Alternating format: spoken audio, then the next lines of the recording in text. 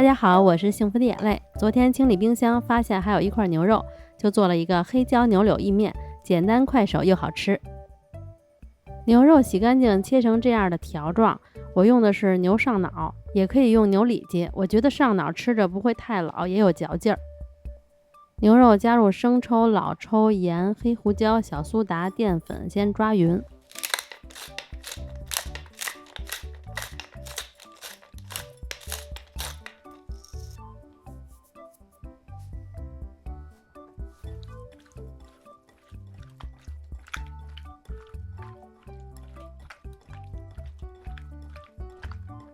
抓匀以后，再倒一点油，拌匀，腌制15分钟。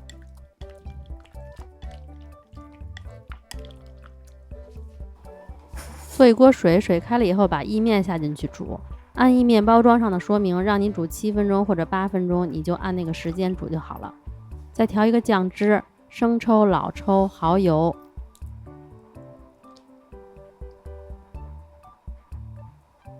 小半勺糖，我这个不是红糖，你们放白糖就行。我这个买的是低卡糖，就这个颜色。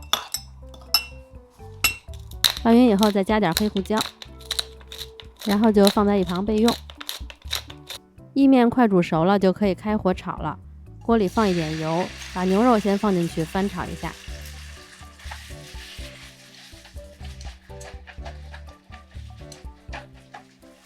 炒到牛肉变色了，就给它盛出来。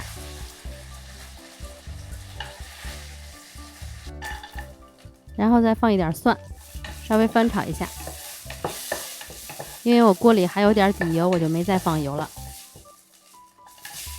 把青椒和洋葱放进去翻炒。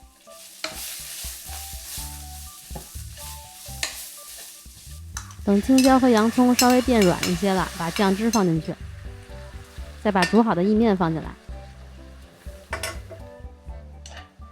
给它们翻拌均匀。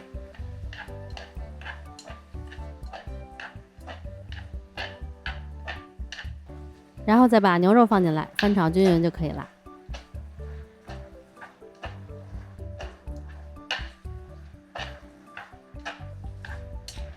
我喜欢吃黑胡椒，我还要再放一点黑胡椒。如果你觉得这个面有点干的话，就可以放一些煮面的汤。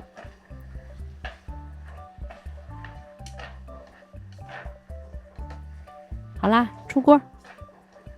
在夜市黑椒牛柳意面好像和铁板比较配啊，正好我们家有铁板，我就弄了个铁板，把铁板烧热，稍微放一点油，煎个蛋。这个是黑胡椒，然后再把炒好的意面放上来就好了。